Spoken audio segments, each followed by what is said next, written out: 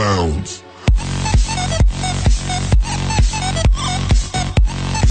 السلام عليكم ورحمة الله وبركاته، أهلا بيكم.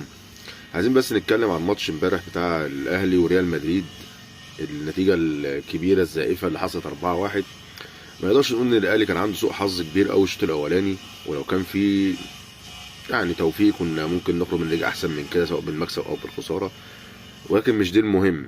المهم إن إحنا كنا بنلعب ريال مدريد امبارح في نص نهائي كأس العالم للأندية، اللي بعض الأندية اللي موجودة عمالة تزعم إن هي تستحق إن هي تخش، وان هم اتغلبوا من فاركو الماتش اللي فات 3-0 مع الرأفة، وان احنا اتغلبنا من ريال مدريد 4-1، فبيحفلوا علينا وكده يعني.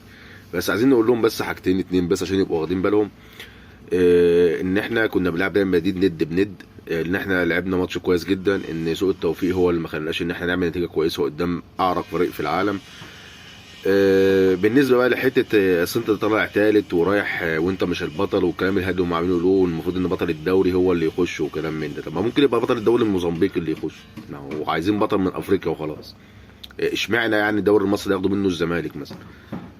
ما الترجي يروح ولا اي فرقه تروح، اشمعنى الزمالك مثلا؟ وهيبقى مكتوب مثلا في لائحه الفيفا الوصيف البطل الوصيف لا، او اول الدوري المصري مش فاهم برضه.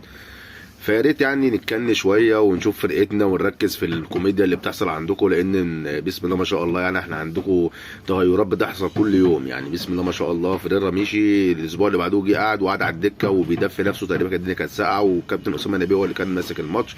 والحمد لله يعني ربنا كرمكم بمركز الادويه الاول في مصر، فاركو رزعكم 3، وما طلعش نحفل لان احنا مش واخدين بالنا منكم اصلا، منكم من الدول يعني بين الفرق زي اي فرقه موجوده في الدوري. انا مش عارف قطب ايه اللي انتوا بتتكلموا عليه، قطب منين؟ نفسي اعرف.